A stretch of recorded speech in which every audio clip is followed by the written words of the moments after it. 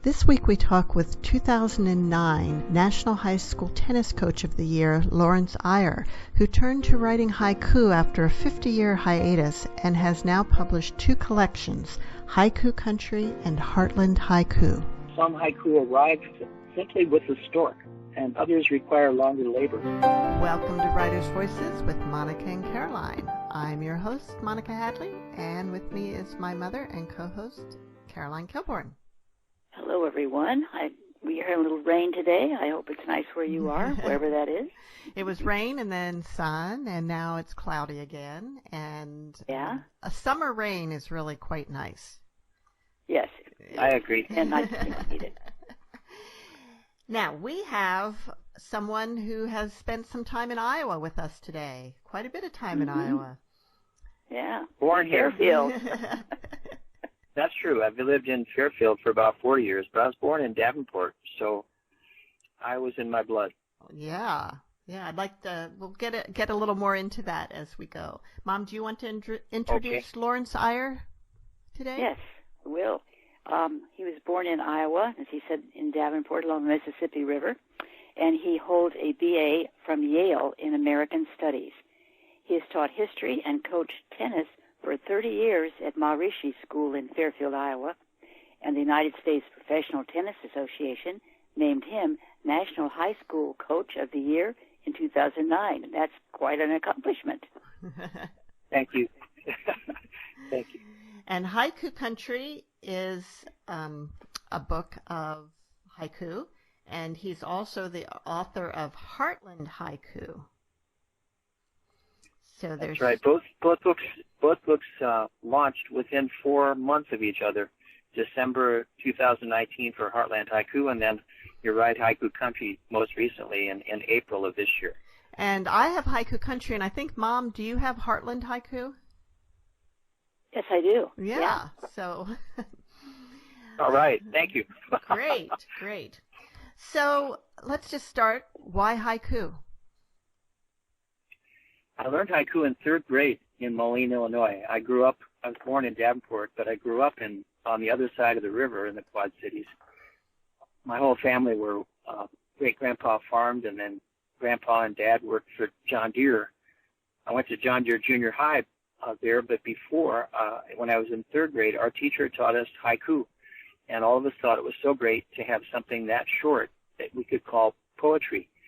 So 3 lines, 5 syllables, 7 syllables, 5 syllables was workable even for a third grader. We enjoyed it at the time, and truthfully, I went another half century without writing another one, though. In about 2005, I was tennis director at a camp. I've been there 20 years. It would be 21 years this summer, except for coronavirus rescheduling a lot of things in people's lives. But they needed a little bit of an inspiration for an Olympics within the camp to make sure that all our enthusiastic campers remained enthusiastic toward everyone, whether they were on the blue team or the green team. And so they asked me to say something, and I thought, well, I think I'll write a haiku. So I wrote a piece, haiku. It's actually in Haiku Country. And that was the first one in 50 years, as I said. And I didn't write any more until 2017, just for the fun of it, really. It became a hobby, which by now is certainly a habit. And I hope it's a healthy habit, but it's certainly a habit that is with me since about October of 2017. It's been pretty much nonstop writing haiku.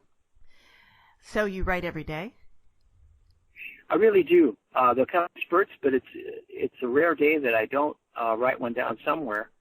I post some on social media, on Facebook and on Instagram and Twitter, but sometimes I just write them and file them away.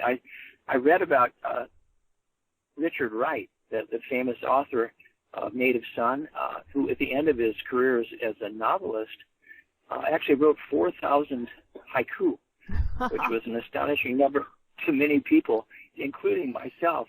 But I realize now I'm at least a third of the way there, on toward half the way there, in writing haiku in these past 2.5 years. So it does become a habit. I do hope it's healthy. It's really charming to be able to say something in only 17 syllables. at the same time, it's incredibly challenging because it's absolutely unforgiving in the format. You can't bend it. It's 5-7-5, whether that last syllable squeezes in or not. So it is a challenge without any question. But I like challenge. I think that's probably the tie-in with tennis, playing and coaching, that I like challenge. And I certainly like words, and I love nature. My wife and I live out here about 7 or 8 miles northwest of Fairfield, and it's inspiring. I agree with you about summer rains. They deserve their own haiku. There you go. And I'm sure you'll write it. I suppose you got me thinking already. Yeah.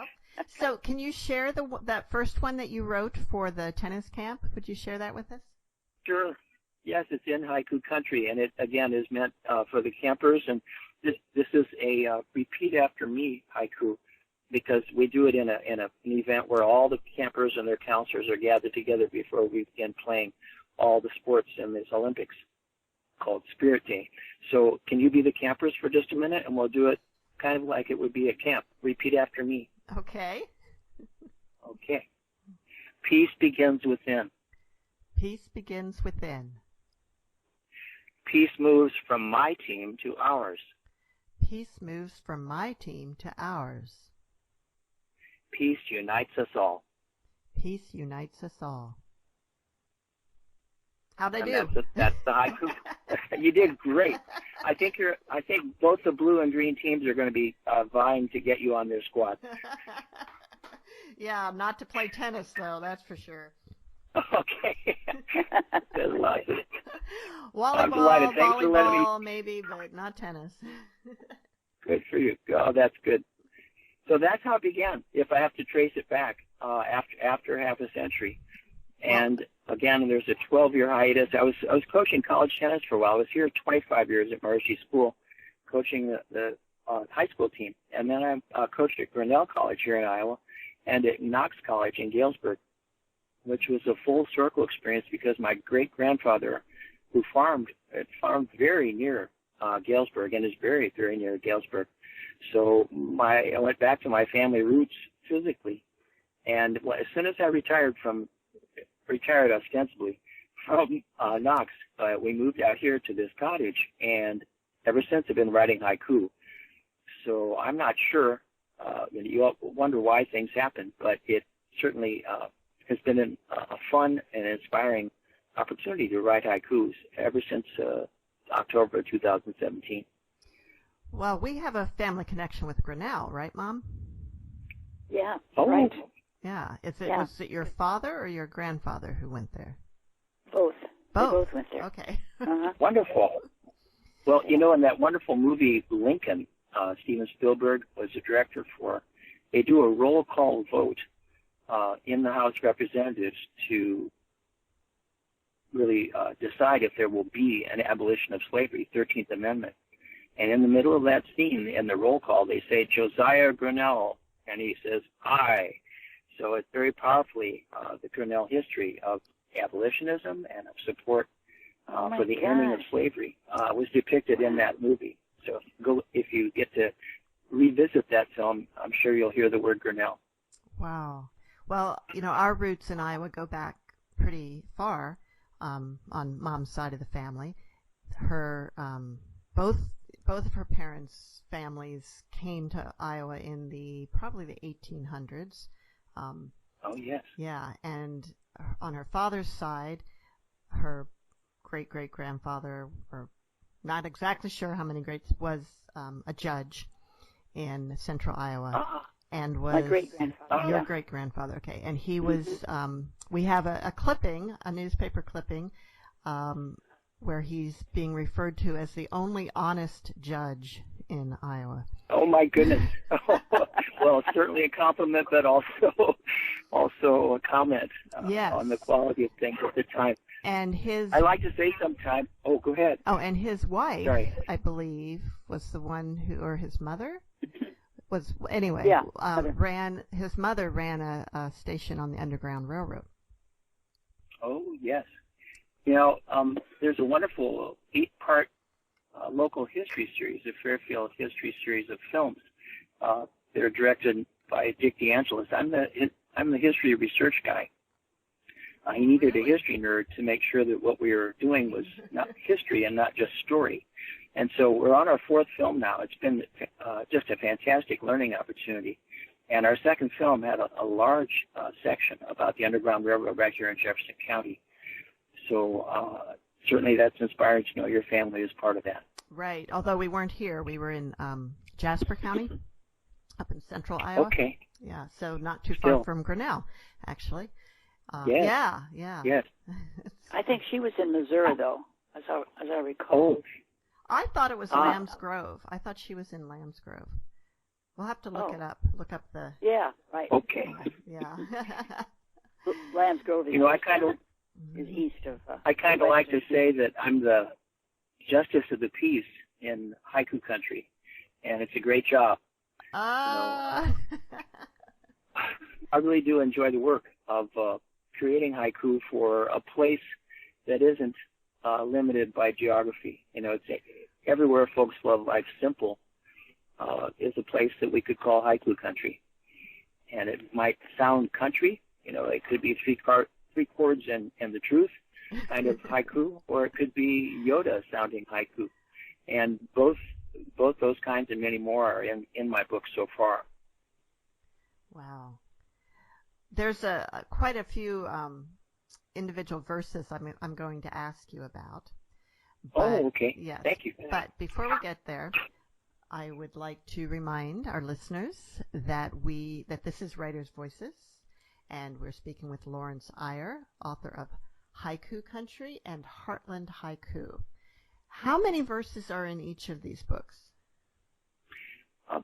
Between 250 and 300 in each one. And, so I guess, 500. And how do you decide what to put in, what to leave out, and what order, and all of those things? It's a great question. I realize that ideally, haiku is self-standing. It's just 3 lines, and it has its own life. But I also know that they're on pages, and they're on facing pages in some ways. And so I try to arrange, though, under different themes and with different kind of sequences, haiku that match with each other or lead into each other or resonate with each other, so that there are echoes from haiku to haiku, you might say. It's an experiment that is ongoing. And, I chose in both books to do 4 haiku per page and then, 2 facing pages. And it is a work in progress. In the very first book, I was really attempting to introduce characters. And by characters, I include people, but also rivers and eagles and plants as part of the world of Heartland Haiku. And they were ricocheting off each other all the way through the book. So still experimenting with it, and I think it may be different each time, given what the content of each individual haiku might be. Now, every so often in this one, in Haiku Country, there's a page that has 2 or 3 on a page. Is that supposed to signify the end of a section? Yes, really, that's fair to say, that there is an end of a theme, you might say, in the beginning of a new one. And that's as much of a signal as I generally would do. Sometimes there's an empty space on purpose, because silence is what is within haiku and between haiku and among haiku. It's the shared value that underlies all poetry, certainly, and all language. And sometimes, every once in a while, I'll have an empty space as a reminder that silence is the basis of sound and all the words that we speak and read. You talked about first learning haiku in 3rd grade, and I don't remember exactly what grade I learned it in, but I do remember writing haiku in elementary school and really liking it. And I think a lot of kids really like it. Mom, did you, as an English teacher, did you teach haiku at all? No, I didn't. Well, I had junior high and high school right. kids, but I wish I had, because I think it's just great. I mean, I'm just wondering, how old is this? Is this an ancient technique? Yes, ma'am. I mean, originally from Japan, and people trace it back to several centuries, and there are rules which I, both in ignorance and in cheerful stumbling about, break without really feeling much compunction. I've really incorporated really only the 3 lines in 575. I had, how do I say it nicely? I had a professor friend, and still a friend, who said to me, with nose a little bit in the air, that this really isn't haiku, at least more than 1/4 or 1/3 of the time, given the themes that I introduce and given my the style. That it's called senryu or senryu, senryu would be our way of writing it in English, and those allow for a lot more thematic possibilities and a lot more rhythmic variation than might be found in classical Japanese haiku. And I respect immensely the people who can stay within that additional set of constraints. I just couldn't. And it's not how I learned. I mean, I can't claim I ever studied it beyond 3rd grade. And so I just chose the form both for simplicity and for the challenge of trying to say something worthwhile in only 17 syllables. Well, what are some of those additional rules? Well, in classical haiku, there would be about nature themes only, and in season. And there are also rules that don't translate as easily to English because they have to do with accents and the ending of thought on each line, and that there might be a twist, a surprise at the end. Now that I've certainly, in the 3rd line, many times I've done the punchline, you might say, or the surprise, the twist, the O. Henry moment, where something unexpected comes in that 3rd line. So that all those are part of the classical tradition, and as much as I've gathered hearing other people talk about it, truthfully, I've not been a student of it in a little bit now anyway, by design, so I can just use my 575. There's in Haiku Country, I think you probably saw the page there, Michael, where I say, if 575 patrols this space, we can say whatever pleases. And that pretty much has been my operating principle.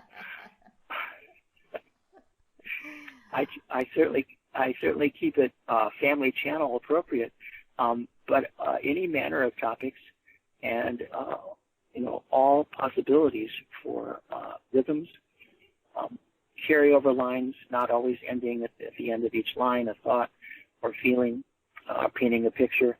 There's more of a still life quality, if I can say it, with minimalist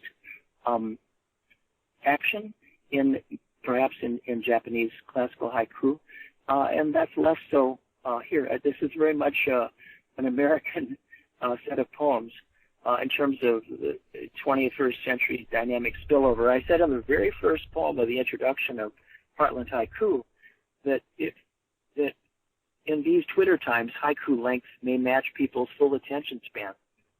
I've had so many people who are social media veterans and perhaps addicts admit quite freely that they like the haiku because they don't last very long. And I even wrote a haiku about it. I said, even a really bad haiku has one great thing about it. It's only 3 lines. So I hope there aren't very many bad ones, but there is a virtue in this fast-paced time to having its brevity built in, and haiku does that. Have you been tempted to try other forms of poetry? Have you attempted any? My hat is off to everyone who can. I'm amazed at the length of poems. I love Shakespeare. I studied Shakespeare at Yale. Took a whole year course, 3 mornings a week at 8 in the morning. Never missed one. Why? It was Shakespeare. I loved it. And classical English poets.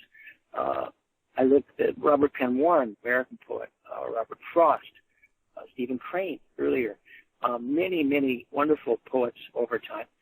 And I don't know how they did it. I don't know how they've sustained their thought and their feeling and their images. I like aphorism. I like the proverbs in the scriptures of the world religions.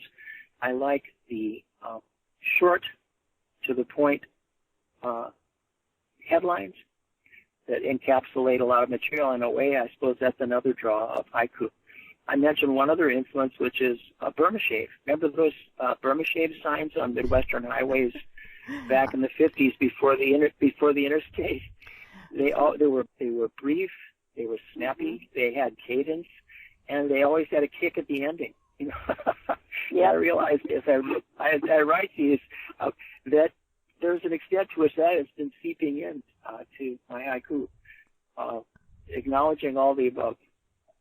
My hat's off to anyone who can write poetry at length. Right now, I know country songs. A lot of country songs have what could be considered hooks. You know, the initial lines are haiku. And there are rock and roll songs that are haiku. The Beatles, "She Came In Through the Bathroom Window, Protected by a Silver Spoon." That's a haiku. Oh, wow. When the Beach Boys wrote "Be True to Your School," it's "Be true to your school, just like you would to your girl, let your colors fly." That's haiku. So it shows up without our perhaps recognizing the form more often than we might think. And so I know that a lot of songwriters will do like a double-decker stacked haiku for their verses, actually. That shows up in country music quite a bit. So it's there. It's just not called haiku. But the rhythms, you know, some speculate that we have a built-in readiness for that 5/7/5. I don't know. I just like the songs. Lawrence, when and how did you recognize that those songs that those lyrics, the rhythm was haiku? I think just counting.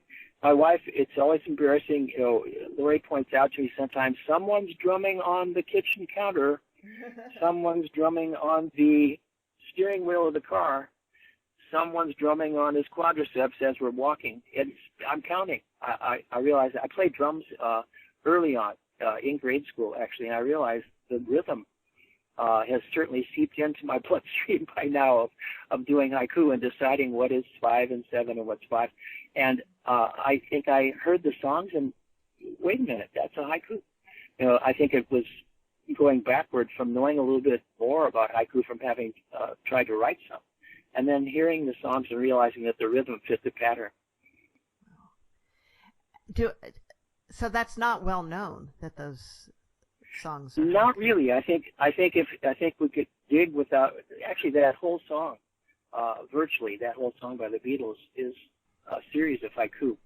They had to cheat only once, you know, to take out a vowel to make a make a contraction that didn't quite fit. But otherwise, it's quite remarkable.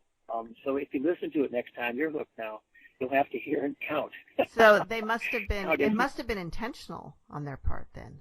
I think in their case they must have known. Now I don't know everybody who writes music. You know, some begin with the melody, some begin with the rhythm, some begin with the lyrics themselves, and then find both the musical rhythm and the melody to match. I don't know how they went about creating those songs, either group. I'd be delighted to find out, to see if it went from lyrics first to the melody and the arrangement, or if it went backwards. I don't know which. That would be really fun to find out. Lawrence, you were talking about country songs, and I had yes. noted this one haiku in Haiku Country. Believe it or not, Roy Rogers' "Happy Trails" was meant to close Woodstock. All right, tell me about that. Okay, it's not a haiku story, but I'm happy to tell it. It was at the end of Woodstock. It was before the rains came, and Jimi Hendrix ended up, you know, waking people up in the final morning with this just incendiary, incredible version of Star Spangled Banner.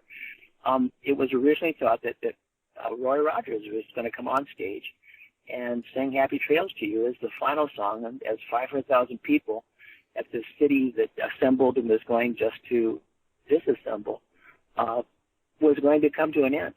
And it didn't work out. It didn't work out that he could do that. And that's the intention was there from the Registrato, that Happy Trails to You would be how they sent them back home. I'm kind of surprised that Roy Rogers wanted to participate in that. Well, it may have been. There are various stories about it, and one of them says that he was the reason it didn't happen. But I can't prove it. I can't prove it. He backed out of it, you mean? Yeah. Well, that's one of the stories. It's murky, as much of Woodstock lore is. Yeah. Oh, that was quite a time. Oh, my goodness. Yes, ma'am. So, Mom, what are some of the verses that spoke to you from? I'll tell you, I started to read this, and then it just gets better and better. I mean, it really does. Silence is sometimes the most respectful response we can offer. We all can offer. I mean, yes. You read these and you think, yeah, that's exactly right. Thank you. Now, when I was in college, I don't know who wrote this, but I had read it somewhere, and so I wrote a paper on it, and my professor didn't like it. But anyway, that's beside the point. Oh, no. But the person who wrote this said, a poem should not mean, but be. Yes. And to me, that sounded really, really good. Thank you. To have that associated with that statement, I hope the poem has a life of its own and has a message for life that is on the feeling level, beneath meaning, beneath what our minds, what our intellects may think about it, that it is a natural response. Often the most compassionate way we can respond to an event is with supportive silence. I'm delighted that you saw that in that poem. And then there's, let's see, I had made a whole bunch of notes, but it just seemed like every page that I turned, there was something on there that, I really liked. Bridging opposites is the job of love. Our hearts span many canyons. We harvest Heartland's best crop when we plant seeds of peace within us all. And we can sure use that right now, can't we? Yes, ma'am. And I do agree that it is peace begins within, as the old camp haiku said, and that the best crop that can be planted in the heartland being not only the middle of America, the Mississippi River and all its tributaries, but the heartland inside us. And so, that the title was and the use of that phrase, it shows up so many times in the book, has to do with that, the inner value of our heart being responsible and being more powerful than so many features of the surface of life that may be proclaimed a lot more loudly. What carries the day is that peace in our own hearts. I'm delighted that you've noticed these. Thank you. Like I said, every page that I turned, I thought, oh gosh, this just gets better and better. and some of the haiku verses are very serious and very kind of evoking wisdom, and then there's some that are lighter and like this is one of my favorites. Save on Christmas gifts. Talk politics at your feast on Thanksgiving Day. That pretty much assures a smaller Christmas list for yep. anymore. And so I like jokes. I love jokes. I sang in the Whiffenpoof singing group at Yale, and it's the America's oldest collegiate a cappella group. And my job our fun was to sing, but in each concert they would have one joke, only one. And so they made me the oldest. It's fancy sounding, but it's just the joke teller. And so I've always loved jokes. And it occurred to me maybe it's possible to do 17-syllable jokes. So you're quite right. Put a lot of those in there with the hope that someone will laugh and at least lighten the load of the day. Laughter has a therapeutic value. The doctors have shown us again and again. And to the extent that there can be a little bit of a lift to people's hearts, even from reading, 3 lines, then so much the better. I feel like that's mission accomplished. Maybe get them to think a little bit, maybe get them to laugh a little bit, maybe let them feel inspired to take a closer look at things in nature. All of the above would be among my hopes for when people read my poems.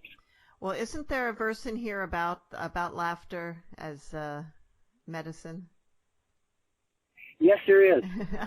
It was easier. It was one of the hard ones. I talk about how certain haiku are very hard, like whittling, a large branch with bark on it down to small sticks.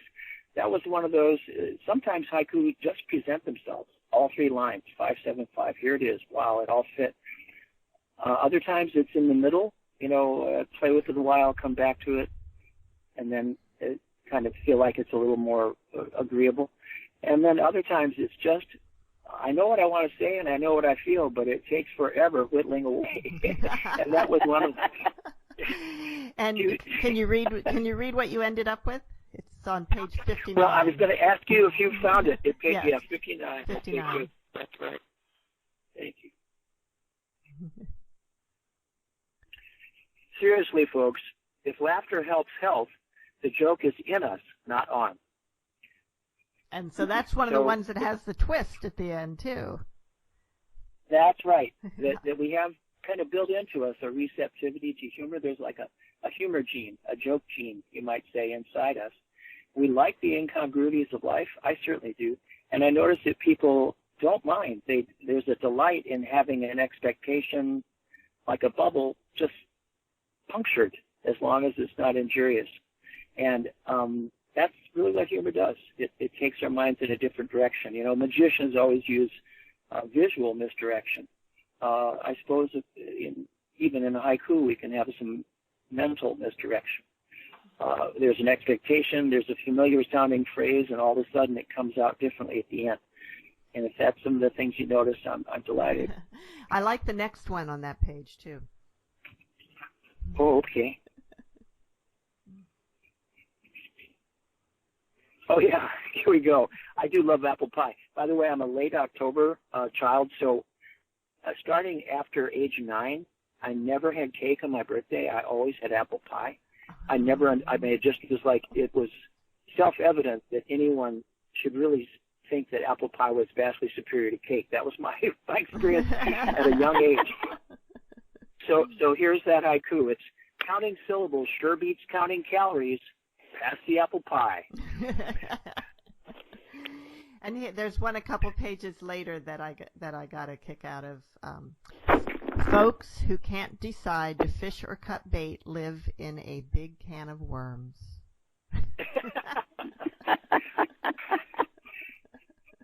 Well, we all either have been ourselves or know someone or many people who have trouble deciding, and even what to buy at the store, how much gas to get, what to wear today, whatever it is.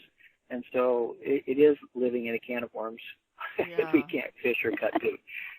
Now, I notice normally there's not rhyme in haiku, but the one right after that on page 62, there's one that does have some rhyme to it. Yes, no, I'll tell you this one. I'm so delighted. This actually it's a modification, a haiku version of one of those famous Burma shave signs, which itself was a celebration of Longfellow's Midnight Ride of Paul Revere. So, Midnight Ride of Paul Revere, 1775. Longfellow wrote his poem 1860 or 61. And in the 1950s, Burma Shave put it on one of their signs. And so I tried to find a way to put it into haiku form. So hardly a driver now alive who passed on hills at 75. That was one of their cautionary. They began in the late 50s to caution people who wanted to drive fast. The interstate highways are starting to pop up, and on two-lane country roads, it just wasn't safe. And so that was their cautionary Burma Shave sequence. And but what that was goes all the way back. Yeah, tell us what the poem was. What did it actually say on Burma Shave, and then what was the poem that came from? The Burma Shave I'd have to look up, but it's Gather on, my children, and you shall hear the midnight ride of Paul Revere. So the 18th of April in 75, and hardly is a man alive to tell of it this day. And so that was Longfellow in 1860 writing about it, and indeed hardly anyone was alive who remembered that.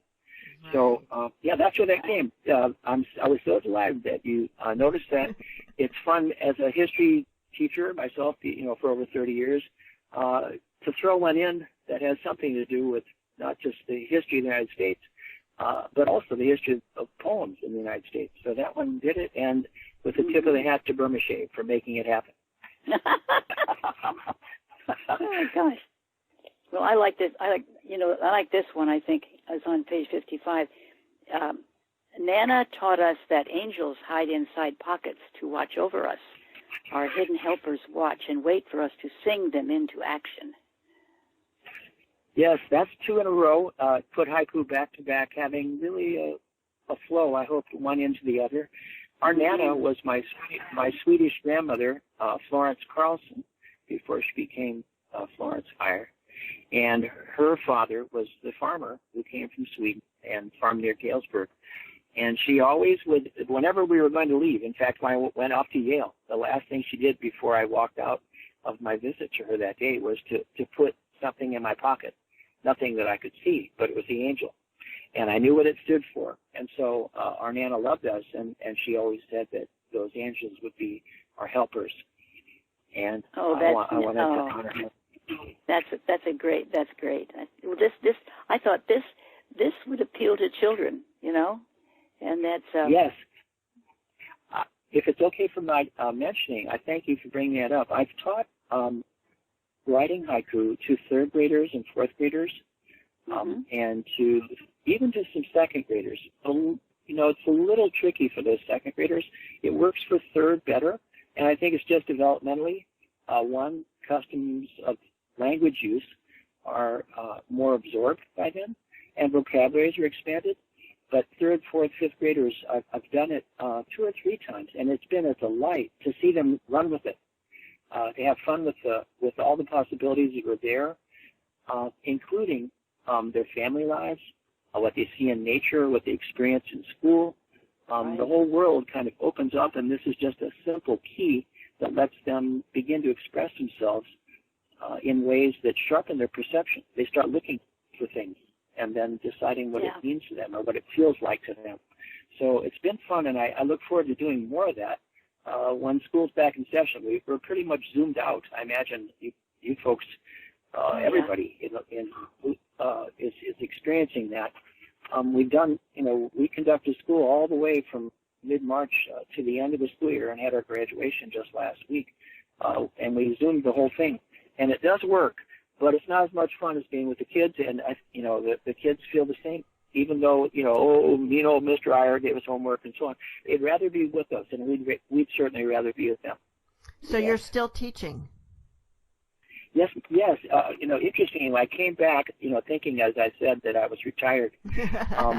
And so good luck with that. Yeah, exactly right. And it was by choice. Someone had a maternity leave, and they said, "Hey, could you help out with our history class?" I said, "Sure." And then, just stayed on. So I'm teaching American history, U.S. history. I taught advanced placement, U.S. history this year. Also taught the world religions course to the seniors in our school that I taught for many years. I taught it for 15 years at the local college at Maharishi University from 1981 up through 95.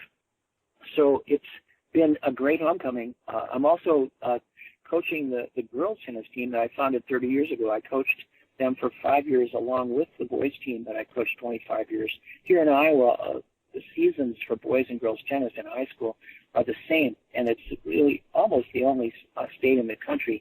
It's very challenging when all the courts are in use and needing to be in use by 2 sets of teams in every school. So it would be most schools separate by season, one in the fall, one in the spring. So after 5 years, I had recruited my wife, Lori, who coached the girls the next 20 years. And so after coming back from my 5 or 6 years of college coaching, I've come back. We have a boys coach, Steve Briggs, who's doing a terrific job. And so I came back and to start up the girls program again. And I'm having just a terrific time. It's reached the stage where old enough that I am teaching and soon to be coaching in the high school level, children of people I've already taught and coached. Oh, boy. So it's, wow. Honorary grandparent status out there on the court and in the classroom. Well, happy to do it. It's a delight. It really is a delight. it's pretty amazing how many talented tennis players we've had here in Fairfield, and I'm sure that you have had a lot to do with that. I mean, we had one of your students went on to play professionally, I believe. Well, Tyler Cleveland won 3 state championships in singles here and went on to play #1 singles and #1 doubles for 4 consecutive years at the University of Iowa. He's in the Athletics Hall of Fame, the only 2-time Big Ten Player of the Year. And you're right, after working a desk job for a few years, he kind of kicked himself and said, hey, I should see how far I can go in this tennis. And by then he'd been out of the game long enough that it took quite a lot of energy to get back in. But he went all the way from over 1,650 in the world up to the top 300. He had wins over people that we've seen play on TV. So Tyler's a great guy and a great player, and we're happy that he's back in Fairfield. He's actually working with some of the kids who are here in town, the next generation coming up. And I have a very talented young lady living upstairs from me who I believe has got some real future in tennis. Rhea, do you know Rhea? Oh, yes, she's doing a great job. Now, DeArmond Briggs and Steve Briggs are 2 of the teachers who've been here all along. We're from rival towns, Moline, Illinois, and Rock Island, Illinois. My mom was a Rock Island girl. My dad was a Moline boy, and you didn't talk. It was like Tale of Two Cities. We joke about it now, but back in the day, 70 years ago, it was, it was only recently that they agreed that a certain street would have the same number on it, because by golly, in Rock Island, it's 18th Avenue, and in Moline, it's 23rd, so you just deal with it. That was how it went. Now it's a symbol of the peace that is, emerging in the Quad Cities, that it's now called Avenue of the Cities. It sounds a little bit grand, but at least they agreed on it. So I'm delighted. Good choice. I'm delighted. That's a good choice. Yeah. It is. Yeah. I mean, everybody can get behind that one. So Steve and DeArmond are from Rock Island High School, and I was from Moline. And my brother Pat, who's 4 years younger, played against the Briggs brothers. I was older enough that I didn't, which was fortunate because DeArmond was so good. He beat Jimmy Connors, the Hall of Fame, International Hall of Fame player, when they were both age 12. Wow. So all of us, they received far more Division I offers than I did. I got an offer from Illinois State to play tennis there, but I got the academic scholarship offer at Yale, and there's no way I was going to turn it down. I signed as fast as I could in hopes that they wouldn't change their mind. And did you play tennis at Yale? I did, but I also stopped playing so that I have a chance to be in the Whiffenproofs. To me, my decision was, well, I hope tennis would be there. It has been. I've been a teaching pro, I've been teaching tennis for decades and coaching, almost that whole time as well. So it's worked out. And my 50th college reunion was meant to be last month. And the Whiffenproofs were all getting in shape vocally and ready to sing, put on a wonderful concert for our classmates. But, of course, it was postponed, and it looks like it'll be a year from now. So we put out albums. We had really a life kind of like you might imagine in Great Gatsby, and all for free. We just sang for our supper wherever we went. We were in Bermuda for 2 weeks at the Castle Harbor Hotel, where President Nixon and then Prime Minister Heath of England had met for their summit. Just before that, we got to go so many places and sing for people. I noticed that people love the song no matter what their social standing and how much or how little they have to call their assets materially. And it was a joy. And we've been friends ever since, and have sung in reunions every 5 years, and whenever we can get together in twos and threes. We've been doing that for half a century now, and we'll go until our voices become silent. Wow. You're listening to Writers' Voices with Monica and Caroline. Our guest today is Lawrence Eyre, author of Haiku Country and Heartland Haiku. Lawrence, would you tell us the story behind this one? I drop the school drum and promptly get encouraged to join the boys' choir. Okay, that was a fork in the road as I look back on my young life. That was about age 10, and the Garfield School, where I had learned haiku a year before that, had a school band, and they had a brand new snare drum, and I just loved playing on it. And I dropped it. It broke. And the band director was married to my Sunday school teacher, and so he had to be on good behavior. But I knew he was scheming. And so the best he could muster in terms of politeness was an invitation that I should try out for the Moline Boys Choir.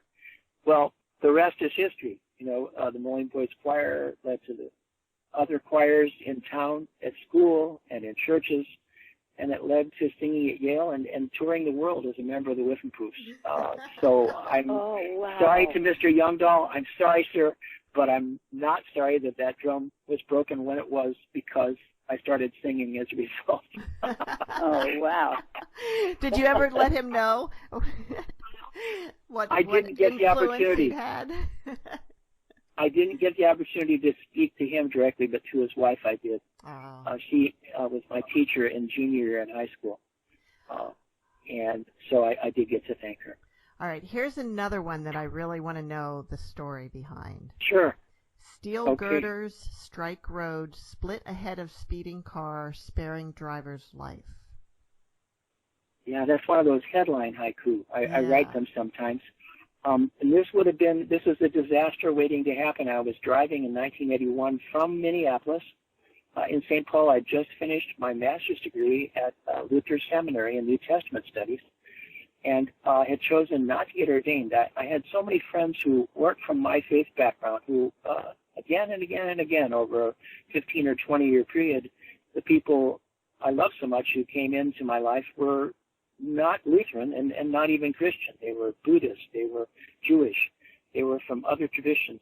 And so I decided I will do my MA and I will be able to be a teacher, but I don't want to be a minister and wear that collar. I would have felt it personally confining. And so I drove down here to Iowa. I was driving to Iowa, and it was on Interstate 35, and I was doing it was near Albert Lee, where they have long, slow upgrades, long, slow hill, and there was a semi, and they hadn't fastened their girders, I guess, adequately, and they came right off the back of this speeding truck, headed right toward me. I was in a little Honda that didn't weigh more than, a toy, it feels like nowadays, and I realized that I was probably going to die. I didn't have any room or time to swerve, and I said a prayer. Maybe the thought of a prayer, because I didn't even have time to say it, and the girder split. So I've always been grateful to God for that moment. So split in meaning that they went towards the side and you drove like up yes, the middle of it was like a V. It's like an inverted V that I was able to drive up the middle of. Wow. And they just spread past me left and right at that moment. Oh my gosh. And from instant death, definite death, to still being alive and grateful and wanting to say so half a century later. Wow. I mean, was your car damaged? Was there still... Not, it didn't touch it. I mean, to this day, I don't know how they hit the ground and went out in a V, Oh, I think that was inverted V. I think that was those angels in your pocket. Well, right. That's so nice. My Nana is smiling as you say that. My Nana is smiling as you say that. No, I'm very big on angels. Believe me. Well, well, good for you, because though they were sometimes considered fanciful, I experience them very directly, the way you're describing it. Often quietly, sometimes utterly silently. Not loud ever, but very active for sure. And I realize that a lot of us are making them work overtime, and I wish that weren't so. Oh, golly. You know, we should have done this at the beginning, but your About the Author on the inside of the back cover is in haiku Yes. also. Yes. And, Mom, do you want to read that? Sure. Okay. Lawrence Eyre taught and coached happily for decades deep in the Heartland. Then haiku started to strike like sneezing fits in hay fever season. An effective cure for chronic haiku habits has yet to be found. And in my book, under About the Author, it says, born in Iowa, along the Mississippi, where the steamboats push. Great-grandfather farmed, Grandpa and Dad worked for deer. I teach what I've learned. Yale's yes, plus 50, years back home, ripened me to write Heartland Haiku. Well, thank you for reading both. It's certainly true. I guess I'll start with the newer one, Martha, if that's okay, that I had no thought to be a writer. I mean, I wrote articles about tennis. I certainly wrote all the academic papers, as part of our training. And I made videos, instructional videos for tennis over the years. And so I had no ambition to be a writer, but I realized that a half century after college of really building up experience to sift through and sort through and maybe find something worthwhile to say or try to was really kind of the building up of a fund of possibility, which is expressing itself in this very simple 5-7-5 framework. It's very much true earlier on that the Mississippi River has a legendary status among children. The children's games of kids in the heartland who live near the river often reflect the father waters of the Mississippi. And so that phrase about where the steamboats push, we used to have a rope jumping game in Moline that would be down the Mississippi, the mighty Mississippi, where the steamboats push. It would be in the long rope where one child would be under that rope and then jump out and another child jump in where the steamboats push. We wouldn't physically push someone out, but that was a signal for one to leave and one to jump in. And that's why I included that, because it really settles deep down. Those rhythms stay with you your whole lifetime, even from childhood with that rope jumping. So that was part of the legend of Mississippi. The coaching that I did before, I absolutely enjoyed. I absolutely enjoyed classroom teaching. I enjoyed teaching tennis. Thousands. I've taught, well over 15,000 people how to play tennis.